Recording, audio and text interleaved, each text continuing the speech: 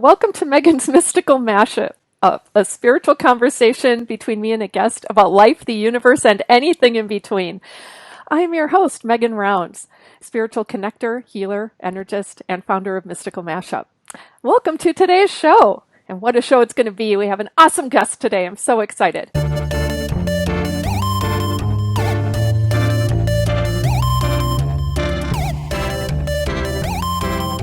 Today's guest is an advocate for vulnerable children in her day job and in her free time, when not attending to her own family, she empowers mothers in their own rebirth, alignment, healing, and awakening through a heart-centered membership, sacred gathering, and holistic coaching as founder of Whole Mama Project.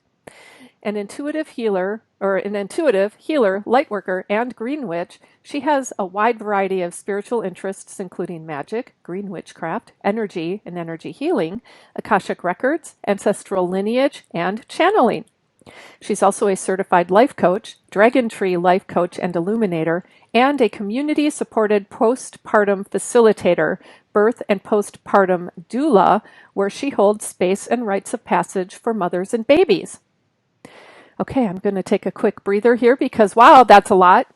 Let's find out how her journey led her from her birthplace of Carroll Stream, Illinois, to the Twin Cities of Minnesota, and to becoming the amazing woman she is today by welcoming my good friend and neighbor, Kori Stephens. Yay! And so let me go to this. I have to switch scenes here. There we go.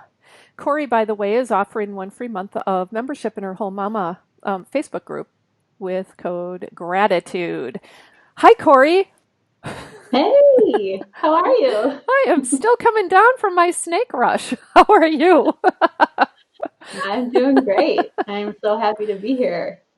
Me too. Thank you so much for coming back. I forgot to mention to those of you watching that Kori and I talked back in November about releasing residual energy, and I will include the link in the comments section to that, but you can also just go and check it out in, I think it's Unit 3 with the guest directory. Check out Kori.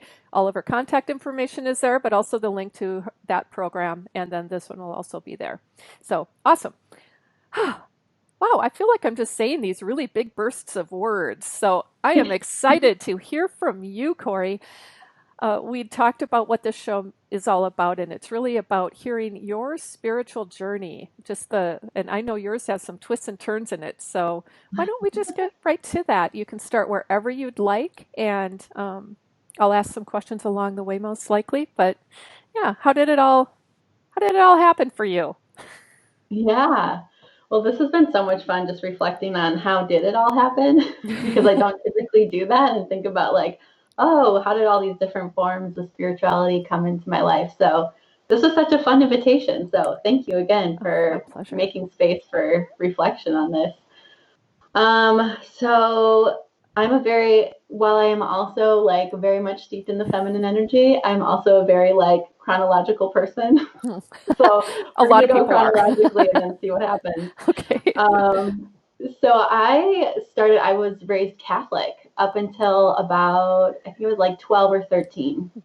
And so my family belonged to a church in Plymouth called Holy Name, and that was like my first introduction to spirituality and religion. And I loved it. Like I loved being a part of like a sacred community, and I learned a lot about ritual, and I loved like the smell of the incense down the aisles and just all of the beauty that is kind of steeped into religion and different ceremonies and different holidays and celebrations throughout the year, and was very involved in like vacation Bible school. And my church was huge, and we would have these amazing like plays we'd put on. And so it was really immersed in the arts too, which was kind of cool. Yeah. That it was so expressive and very, very much community oriented. And I feel like, like taught me a lot of the things that I value as far as morals and service and a lot of those different things as well.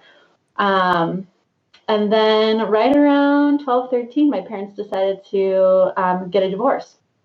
And, going to church was something we did as a family. And when that happened, we weren't really sure, like, if all of that was true, like my parents had been married and now they were breaking that vow. And my dad had been a peacekeeper, which was like it's like a group of men, Catholic men, who get together and talk about, promise keeper, not Oh, peacekeeper, okay. Because I'm promise like, keepers. interesting. And they had these conferences and they would do these things. And I remember after my parents got a divorce, we got like a piece of mail from the Promise Keepers, and I was so pissed. I like ripped it up. I was like, "You broke the most important promise of your life," And so I had this whole reflection time Sure. during that whole transition of being like a one family unit to having separate households, and kind of moving through that, and like, what did that mean for me and my brother and everyone? So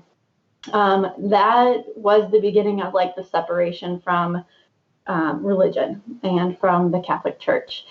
And, even kind of like right before that was happening, I was starting to expose myself to different kinds of religion, different ways of showing up in the world. And that was just the kicker that was like, okay, I'm not into that anymore.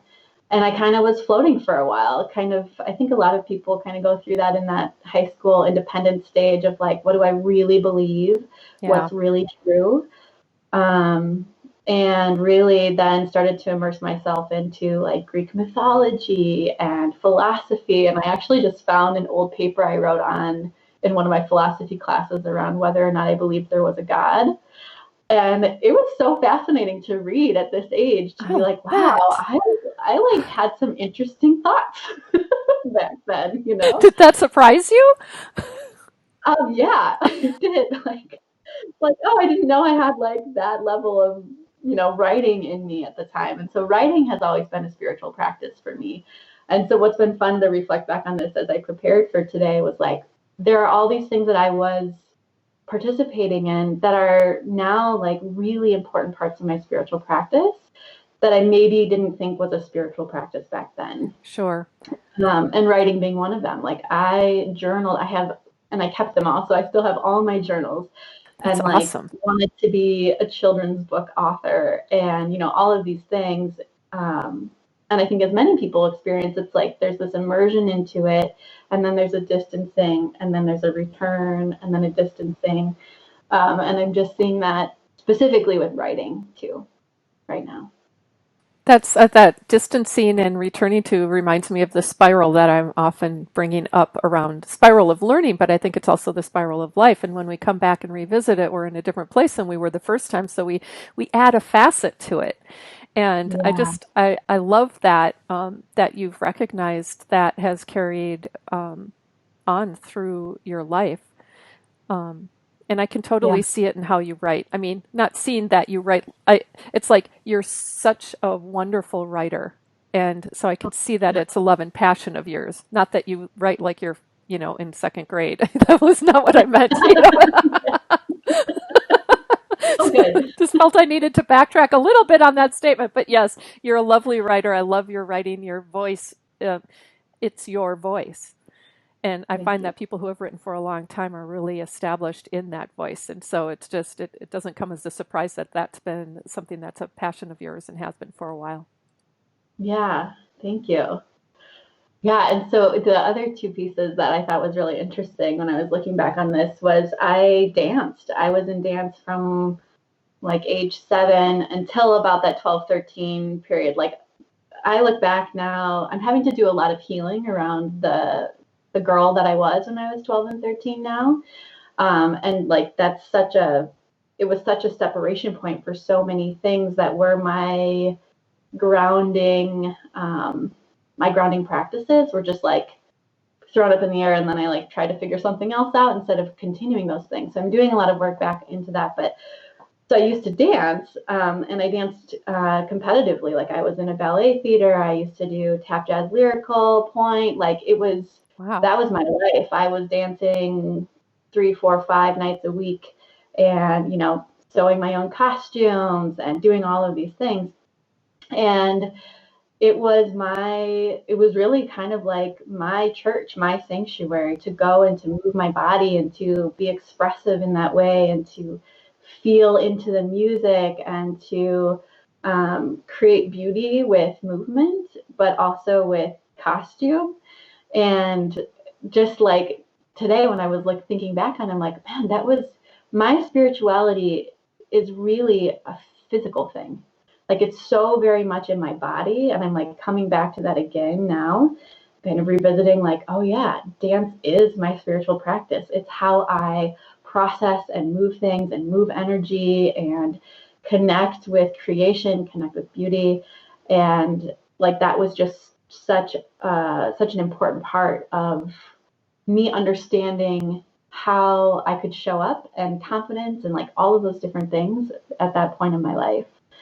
And when I stopped doing that, I really moved into the arts and actually threw pottery for a really long time and taught pottery at a small pottery studio in Minneapolis after high school. And that again was also very physical. It was very like concentration, focus, discipline to practicing and to transforming something that's completely raw and like earth based into something really beautiful. And it's like, this is what's been so fun about this is like seeing the theme of like being in my body, being connected to the earth and using movement to create beauty as part of my practice. Yeah. Are you comfortable sharing your sign? I'm a Taurus Yep, and which this is makes an so much sense. earth sign, right? So, Yeah. Yeah, it's an earth sign. And I think I see Tiffin watching. So Tiffin is my astrologer. I have this amazing team of spiritual support that I've never had before. And so she's really helped me to understand like, what does that mean? Like, how does that anchor me? And while I was so distanced from it because once I left high school, so there's so many twists and turns. I don't even know like where to go, but that's like okay. I love that. I was, yeah, I was so distanced from it for a while, which makes sense in like the road that I took kind of between these gaps of like being really connected to creativity and art and earth and beauty and body. Then there's like this period of time where I was very disconnected from that. And now this coming home to that. And part of that is understanding like, oh yeah, those are the things that are part of my soul's journey. That's part of how I express myself in the world. And to not deny myself some of those material comforts of creation and connection to the earth. Yeah. So what are some of the things in between? I mean, I know that you've had both spiritual and maybe not in an obvious way non-spiritual experiences since high school, once you'd moved on and done some other things before returning to where you are today. Yeah. So I left high school thinking that I was going to study Hindi and move to India and become a shaman. Like that was my path. And I got accepted to the University of Madison in Wisconsin, and I had signed up for all those classes. And then like 2 weeks before I went, I was like, that's that's like not even a thing. You can't do that, you know? And so I was like, no more of that. Like I have to do something realistic so that I can take care of myself in the real world. That's not going to provide for me or my family. And so 2 weeks before I like completely changed my major. I dropped out of Hindi. I, decided, I think at that point I decided I was going to be an education major. And so completely changed my track to be more I don't know, like norm, US norm trajectory of like find something that's going to make you money essentially. Um, and then like changed many times within there. So then from education, it was international business. Then international business turned into global studies, which is what I ultimately got my undergraduate in, which was kind of a little bit of that like reconnection with culture and spirituality at that point. So really focusing on the understanding of community and taking care of community as part of my spiritual journey, and really thinking of it from like that human rights lens, the social justice lens of everyone deserves to have access to wellness and to safety and to all of these things. And so I ultimately graduated with global studies and human rights and started to do work in community, which again was like this like you went from this idealistic, philosophical way of thinking about how the world should be connected to seeing how broken it is when you start working, right? Yeah. Um, and and so then I started working in the child abuse field, which was very much at the time when I started working in a very investigative focus. So very again, very masculine energy, very like let's fix the problem, let's create the interventions, and not so much on the healing prevention side of things. But now things have really moved in that way, which has allowed me to learn like what the healing looks like, what does resiliency look like, and such a huge part of resiliency is spiritual care and spiritual practice. And so I think me individually needing to learn that as I was immersed in this field that can so easily burn you out, but also creating resources and bringing resources to families and communities around that started to open me up to like so many different things. Um, yeah, so then, I mean, gosh, there's so much, there's so much that happens, right? So then I went and I decided I needed more education, and I went back to get a master's in public health and maternal child health. And again, it felt so systems heavy, and I was feeling like, yeah, I've done a lot of work on the macro level in the systems place, but what about the like the one-on-one, the human connection? I was really missing that human connection in my work and feeling like I wanted to get back into that. And so I started studying as a doula, and I became a birth doula and postpartum doula, and that was my like next reconnection to spirituality, because being and witnessing women and people creating life and giving life and then becoming parents and this whole transformation that you get to see, it is a spiritual awakening to witness that. And it is part of being a doula is to be there in that way, in like learning how to hold the space, learning how to be there so objectively for people as they transition into this new experience. Yeah, I was hoping you would explain a bit what a doula does. And so, is it somebody who is present during the birth? And is that the primary role, is being there? But are you participating in any way overtly? Are you the person who holds the mom to be's hand, or is that her partner, or is it both, or is it a coach? Yeah, yeah, it's a great question. So, so you're really doulas are really there to be that objective, emotional, physical, spiritual support for the family through the whole thing. So it's really different for each couple. So some moms really like to have another friend there to support them, a mother or an auntie or a sister there. And so maybe you're not like as physically supporting the mom, and you're really supporting the partner, making sure the partner has what they need. But it's a lot of physical comfort measures and helping the birthing person be as comfortable as possible, trying different positions, but also being there to help them be mindful and to take breaths and to bring a sense of presence and awareness to like it's okay to be in the moment. There's this moment of birth where like the birthing person just like goes into that primal state of we're like just so physical, of like doing the physical work of birthing another human. And that is an amazing thing to see and to support, is that part of the process. And then also then supporting family kind of before that happens and helping them plan, but then also supporting them postpartum and helping them see like how are things going, helping them give narrative to their story. That's a huge part of the doula's work, is to help them process and to work through and to name how their story went, as and I see that as medicine, right? Like knowing our stories and giving voice to our stories is a huge part of healing. It seems to me that, and correct me if I'm wrong, but with the child advocacy aspect of your work and being there during that transformation from a very masculine energy to one that more focuses on healing, it almost in a way seems like that parallels what you do now, or what a part of what you do as doula. Is there a connection there? I mean, not a direct connection, but they seem like they're similar in some ways. Oh my gosh, so connected. And it's really interesting, even in this time of transformation for the whole world, it can so be paralleled with the birthing process, because there's this like, there's like the pre-labor, the early labor where people are like, I think something's coming, I think something's happening. And then you're like, boom, you're like in it. And it's really uncomfortable. And it's like, how am I going to get through this? I don't know how long it's going to last. And then we know there's something good at the other end of that.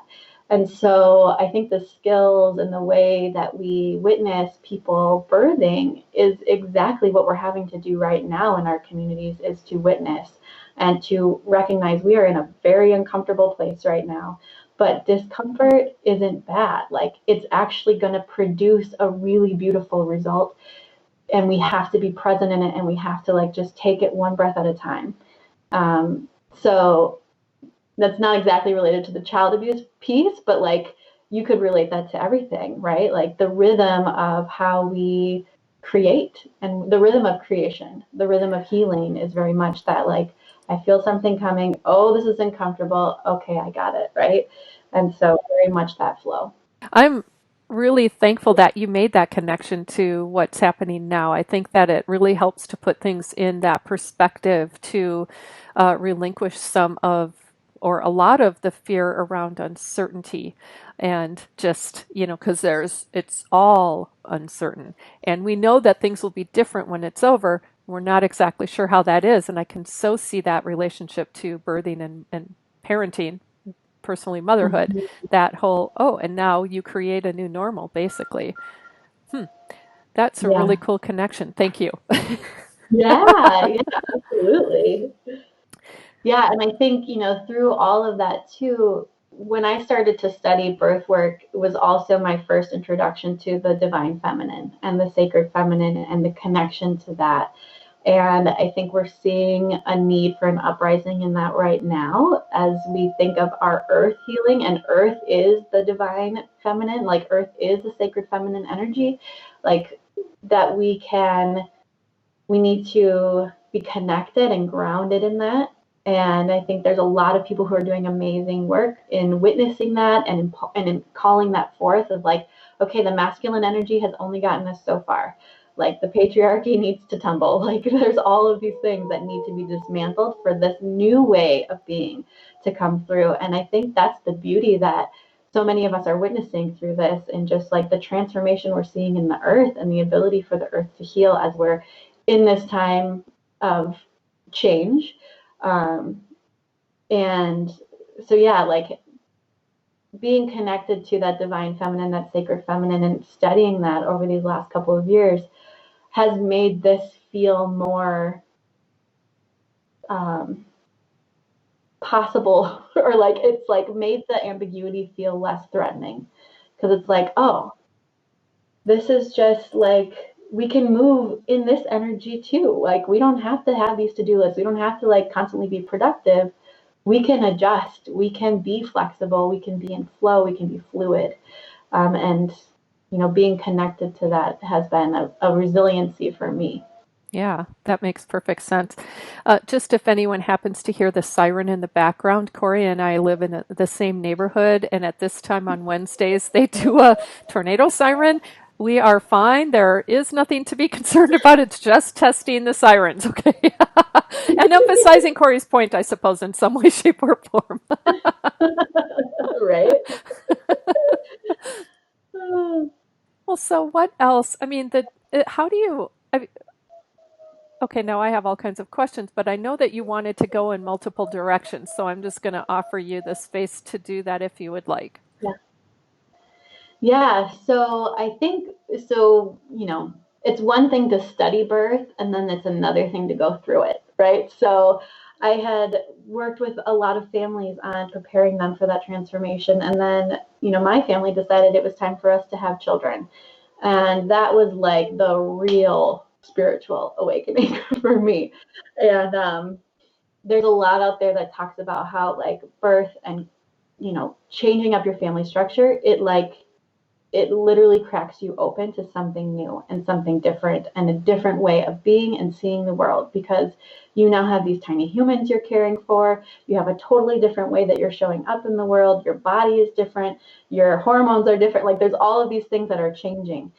And when I was pregnant was when I started to really take care of my body again. So it was kind of reconnecting back with what served me when I was a child, when I was in my youth, to like reconnect with that, to be totally in my body, to take care of my body, to know what I was putting in it, to know, like going to acupuncture, doing all of these things to like take care of my physical form.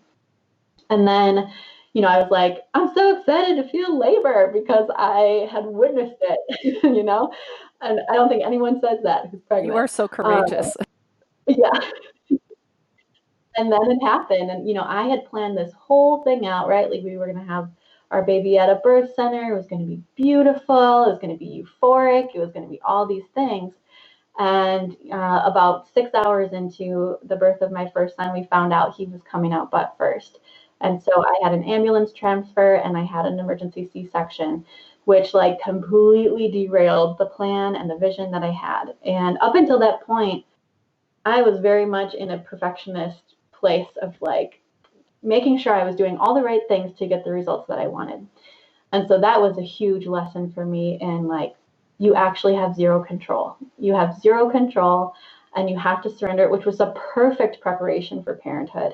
And I think that I would have handled early motherhood very differently if that wouldn't have been the case. So Sure. having that result, having that way of birthing my son really opened me up to more acceptance and more forgiveness. I didn't know that right away. It took me many months to come to that conclusion. I grieved for a really long time, and it was another one of those where like I did everything right, and then it all went out the window. And so then I had a very distancing from taking care of my body, from doing all the things that I was doing before that, because I was like, well, it didn't even matter anyways. Why was I even doing it, right? Um, and Well, he was so healthy, right? yeah, but it was like that similar rhythm of like expansion, contraction, like expansion, taking care of myself, being connected, to like, oh, that didn't work, so I'm just gonna like crumble down into something I know that's very comfortable. Um, and then I started to really feel like emotionally, I need something more, I need something different. And that's when I started working with a coach and came to the realization that I had a huge value around wholeness that wasn't being fulfilled, and that I was actually operating from like a depleted state. And for me, that was very much tied to my mindfulness and my spirituality and my ability to create and be creative in the world. And so that sent me on my whole next journey of how do I bring that into alignment? What does that look like now for me?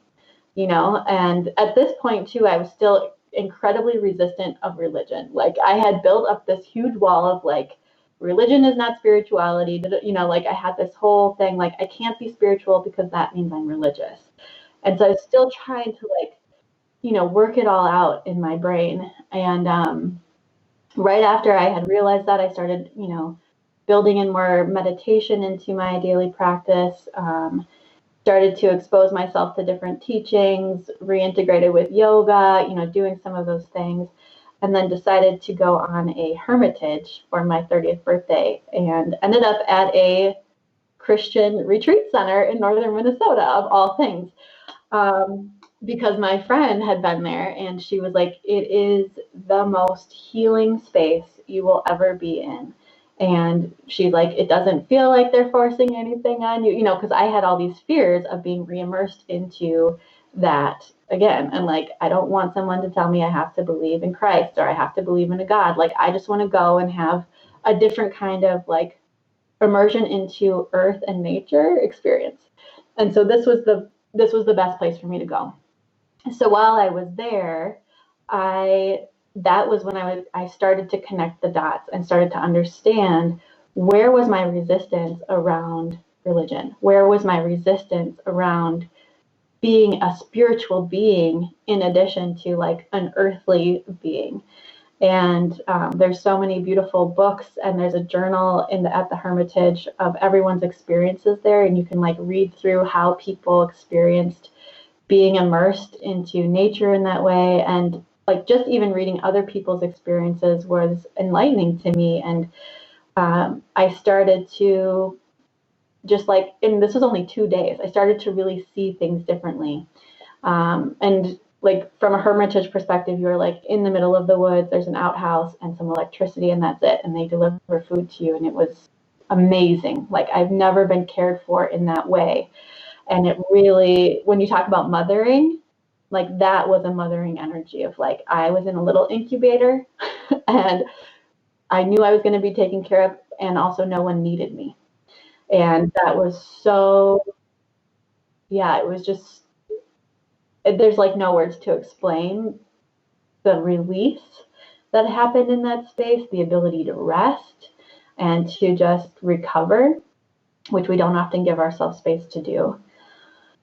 Um, and so then I came home from that and I started to experience the world around me in like a totally different way. I remember taking my son to, I was living in the city at the time, and I took my son down to this pond, and we'd walked around this pond like, hundreds of times. But we went down there and we sat down by the pond, and I was like hearing the bugs for the first time. I was like seeing the water. I was seeing like the different colors in the flowers. I was like seeing my son's eyes and like picking up on who he was and like really witnessing him instead of constantly rushing. Um, and that is a moment that I hold so sacred even now. And I'm like hungry to get back to it sometimes because it's like, that was so pure.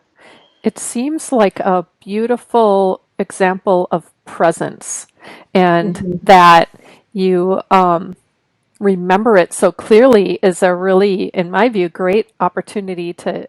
I mean, you're holding that so you can go back to it anytime you want, in a sense, because you still have that memory of all of those beautiful experiences. And it's a Yeah. wonderful description, too. Yeah. Yeah. And it's like the thing that I want the most. I want to be present. I even have a tattoo that says "Be here now." Like, and like sometimes my husband is like pulls my arm on, and is like, "Kori, be here now." I could Uh, definitely use one of those tattoos. yeah, it should be maybe somewhere more visible so I can remember it. But that was like, that was that the next phase of cracking open, the next phase of, okay, this is what I really want. How do I sustain it? How do I create this? And that's when I really started to see magic. Like that felt like magic, right? It's like, this wasn't here before and now it's here. What's different? Like what created this? And being really interested in that. So tell me a bit about, I mean, the magic part, like the Green Witch. What is that, and how did you come across it? How did that enter your life? Yeah. So that's a really fun story. um, so I was starting to have all of these new experiences kind of, right after the Hermitage. And then I felt like I had all my shit together again. And I was like, this is great. I'm solid. I have my practices. Like we have the flow. And then I got pregnant again. and, um, and that was a really, really hard, like basically 12 months from there forward. And it was the first time that I could name like a very, um, like a spiritual disconnection. Like I was not connected with this human that was growing inside me, and it hurt that I didn't have that connection. And so I really had to seek out support um, to help me through that. And I ended up working with a doula who is now like, she is such a main person in my life because had that she has that sacred feminine energy of like, okay, let's talk about this. Let's get to the story. Let's process this so you can rebuild that connection. And so she was a huge part of that, and a huge part of me opening my eyes again to like, what are other ways that I can um, be connected with the divine. And And then that just takes you places. So then I started to, study lots of different things. I had an Akashic reading right before my second son was born, and that blew my mind. Like, she was so accurate, and she described things so tangibly, and I'm like, how is she doing that? How do people have access to that level of information? I want access to that level of information, right? Um, and so then I'm like, okay, what is that? How does that become a thing? And I started really exploring more kind of like my ancestral lineage. So during this whole time too, I started working with the American Indian community here in Minneapolis. And I've been working with my friend Lisa Shefty, who's from Little Earth here in Minneapolis for now like 4 years. And I was really starting to get exposed to traditional healing from the American Indian perspective. And that's when I started to have this whole like internal reflection and conversation around cultural appropriation of other spiritual practices. And I was starting to realize, oh crap, like I am definitely culturally appropriating some things to make them mine, but they're not really mine. And being with her and learning from her and being a part of that community helped me to see that is sacred to that group of people. That is sacred to the American Indian way of being. And I do not have a right to take that or to, to start using those stories for my people, if that makes any sense. So just like really helped me to stand in respect and in appreciation for that. And also had me starting to think, okay, well, if that's not from my ancestral background, what is my ancestral background? So that was like the next spiral for me, was like, okay, what am I connected to? I feel magic. I feel a connection to the divine. It's not through these stories or this way of connecting. What is it? And so I started really, I did the 23andMe and started to see like, okay, where are my roots? And then started reading on that. So my roots are really Celtic, which makes so much sense. Again, if I think back to my childhood, I was always drawn towards like the Celtic trees and like the Celtic symbols and all these different imagery, and even trees is like this tree on my journal, like these kinds of trees with roots and branches. This has been a symbol in my life forever. And this is a fun story too of like synchronicity, where I had drawn this in my dream journal, and then I had gone to like a little shop to grab a journal, and literally the same image I had drawn was on, like, is this, but like days later. It was so weird. Um, anyways, like this like draw towards nature, these symbols of nature made so much sense once I started studying my Celtic ancestry and like how did we move through seasons, and then really looking at like seasonal living in that way, which brought me to Greenwich and to studying connection to nature as a form of magic, and seeing, and also so much tied with my sign of being a Taurus, like the earth is my medicine, and the earth is a way that I experience the world and tell stories and raise my children and all of these different things. And so as I started to really understand that, and I read a fabulous book by Sharon Blackie, If Women Rose Rooted. It's an amazing read that's really a lot about Celtic mythology and modern day like connection with the earth and how we can live in more harmony with the earth. And so reading that and getting those stories and then continuing to study, and then like once you start, this is the amazing thing about the universe, once you start immersing yourself in these practices, like people just show up that you had no idea existed, and like boom, there they are. So for example, like Megan, you're my neighbor. I moved a year ago from Minneapolis out here to Eden Prairie, and I'm like, there's not going to be any spiritual woo-woo people in the suburbs.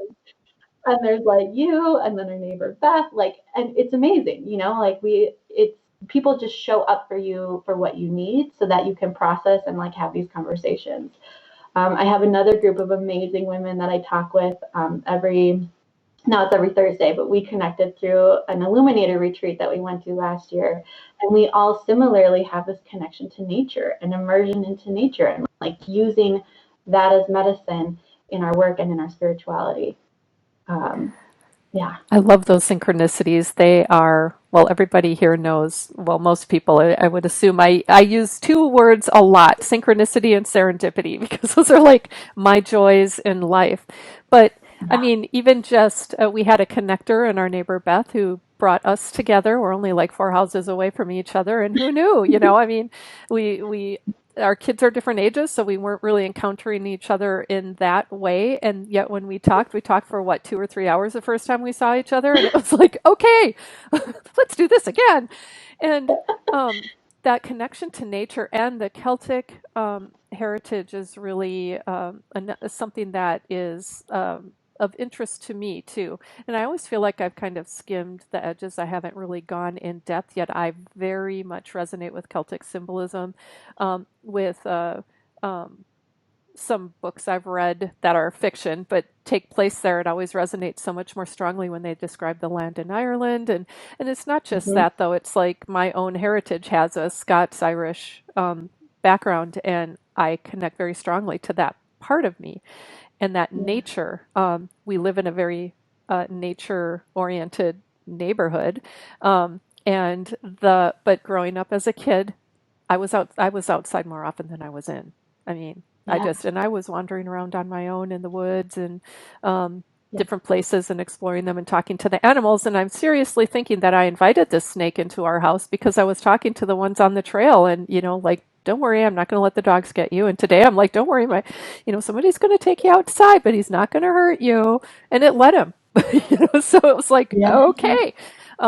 But anyway, so yeah, I really appreciate that that connection that you've mentioned, and um, that just what you were saying about appropriating strong spiritual symbols from other cultures really stands out to me and resonates, and I can see how in this particular culture, in a general way, we have a tendency to do that without thinking about um, the repercussions of that for that within the culture. And so I really appreciate your bringing that forward. Yeah, absolutely. And like for me, it really started with I was burning sage, and then I was talking with my friend about that, and she's like, "You're doing what? You're burning white sage?" She's like, "That is part of our spiritual practice, and now we don't have access to that because it's being overfarmed." So it's just really like broadening the awareness of, okay. And so then I started researching, like, okay, so what did my Celtic ancestors? Because everyone has a smoke cleansing ritual, like almost every single spirituality or ancestral lineage, right? And so yes, the Celts burnt sage, but they also burnt mugwort and cedar and all of these other things. And so just starting to broaden, what I had access to and starting to incorporate that, which then, like, I feel it in my DNA. So if I burn cedar, it like it opens something that I didn't know was there, right? So like when you start to interact with these tools that were like such a part of the way that we lived, it can like create this other sense of awareness, this different connection into the universe because you're like activating a sense, a way of like using your senses to activate that part of your DNA to be connected in a different way. It does explain now why I have such a propensity for cedar. I love burning cedar. I never knew the connection. Um, Yeah. that's really interesting. Is pine a part of that too? I don't know. You should look into it. Yeah. Um, Yeah, so it is. And then as you learn about the different holidays, so like as I was learning about the different Celtic holidays, like Imbolc and all of these different things, and then really again being immersed in astrology and the cycle of the moon, and you know, it's really confusing when you first start immersing. You're like, wait a Oh my minute, I don't gosh. understand. But then then it starts to sink in and it becomes this rhythm of like, oh, no wonder I'm feeling like this because the moon is about to be new. So I'm going into this darker place, this more inward place. And then the new moon comes and you're like, okay, there's a fresh start. Now let's begin again. And it's really amazing once the awareness is there, how much you can really harness that and work in tandem in relation to it instead of in resistance. And then like that flow is there. That understanding, that intuitive knowledge is there. This may be a bigger question for another time, but I am really curious if you have any type of response to how do you get into that flow? It feels to me like I'm trying to run along a trolley and it's going just slightly faster than me, and I can never quite grasp it to hop on. Yeah, yeah. One of the things I always have to remind myself is that time is actually not linear. Time is like a construct that we've been told we have to use. And we do use, right? Like we all have a clock. We all know that there's 24 hours in a day. Like we know that logically. But spiritually, time is a construct, right? And so if we think about our dreams and our way of showing up in the world, less limited by having to get things done in a certain time, and more thinking about, okay, if time is irrelevant here, what's most important? For me, sometimes that can help me readjust and not feel behind, because I think, right, so like once we start feeling behind, or like we're like barely holding on, we start to focus on that, and so we're only scanning for the ways in which we're falling behind, but we're not scanning for the ways in which we have abundant time or we have Right. abundant energy. And I think for me it's been a lot of re-languaging, if that's a word, or like It reframing, is right? A now. lot of, yeah. And that's part of why I like writing, because when I put pen to paper and I can write it out and express it in that way, and for some people that's art, for some people it's dancing, for some people it's creating music, it can create a dissonance with time. Like it can create a different level of presence and a different level of awareness to, what are we screening for that's supporting my understanding of what's happening right now. So like from a flow perspective, when you start your day, how do you start it with, I have abundant time, I have everything I need? Even my horoscope today, one of the other astrologers that I follow is Channing Nicholas, and my horoscope for the month of April is like, you have everything you need. Also wash your hands. but which I thought was pretty cute. But that constant mantra, like it is so much like, I am not my mind, I am not my body. Mm, And that is one of the things that I'm learning when it comes to time too, because our mind is going to make up a story about how things should be, right. but our heart knows what we want, like what we desire and how we want to move through. And it's really hard to surrender the mind to the heart. Um, I think that's a really good point. The mind is often conditioned to think the way it does too, so it's really operating according to older constructs that are now changing in so many ways, and to allow it to take control over how we operate in the world, well, it seems like it's actually counterproductive to the transitions that are taking place now. So yeah, um, and just really getting heart centered allows us to appreciate that sense of flow. Hmm, yeah. thank you.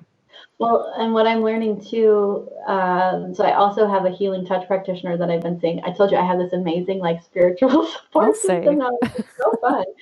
Um, but some of what I'm learning through that is like, it's actually really hard to even be in the heart when we're not even grounded, right? There's a reason why the root chakra is first. Like that is our connection to being grounded, to being connected, and from there, then we can move to confidence, to being able to be confident in the world, and from there, then we can move into being compassionate and leading with our heart. But if we're disconnected, it's really hard to access this space if we're trying to connect from here down versus like from the earth up. And so a lot of my visualization and meditation around that is really just like the rooting of being a tree rooted into the earth. And especially during this time, I've been talking with a couple of people about this, like when we can really like drop in and visualize being rooted in the earth, especially right now, like we feel that abundant compassion, that way that the earth has always been there and will always be there and is our rock, like that that level of safety that we get when we can make that connection is what allows creativity to happen.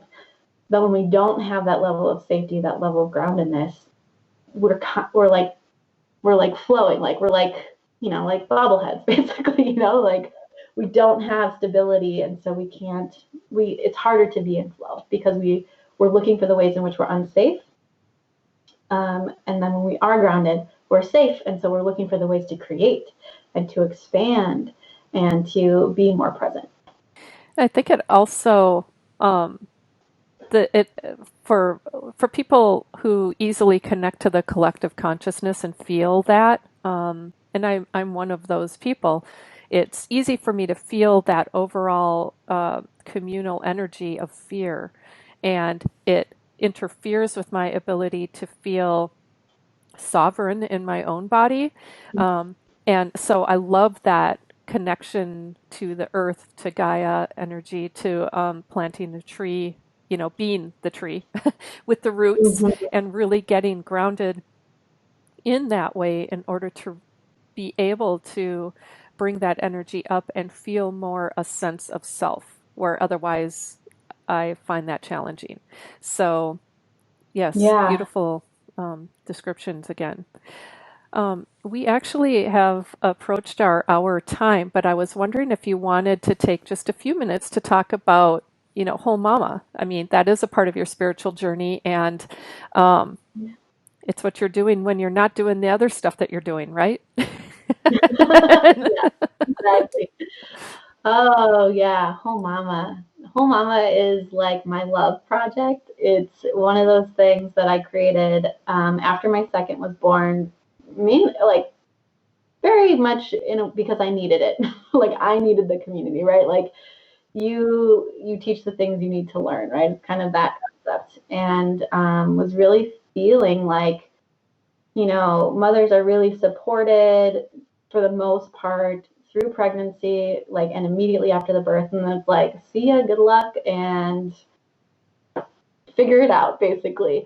And so I created that community because the other thing that I don't think happens very often in the motherhood kind of community is this conversation of self evolution and self expansion.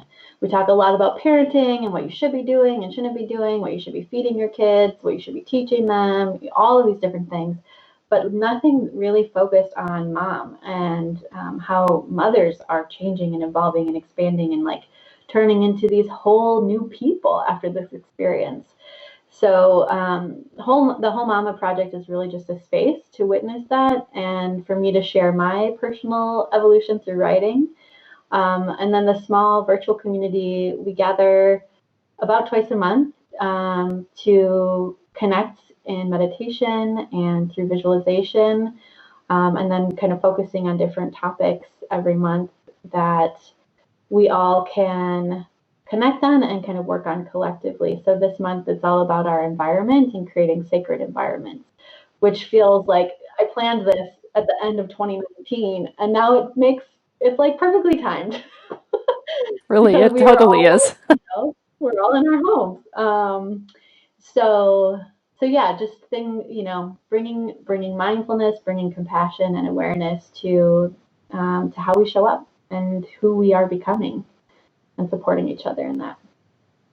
Well, it's a lovely group, and I know that some of your members are here today. And welcome everybody. And it's I find your meditations and the things you talk about so relevant to the moment, but also just so soothing and calming. And it's a very supportive and positive group. So just as I'm gonna I open up your details again. Kori, I am so thankful that you came back on to share your story. I knew I wanted you to do that, but we had to go the hocus pocus route first because for some reason that was what we needed to do, residual energy. And I hope you'll come on again and share some more of your awesome wisdom with us in the future. Yeah, thank you so much for having me. My pleasure as always, and I'll see you around the block. But for everybody else, thank you for joining us today as well. Thank you all again. I wish you a magical, mystical day and remainder of your week. Stay safe, stay healthy, and we'll see you again soon. Bye.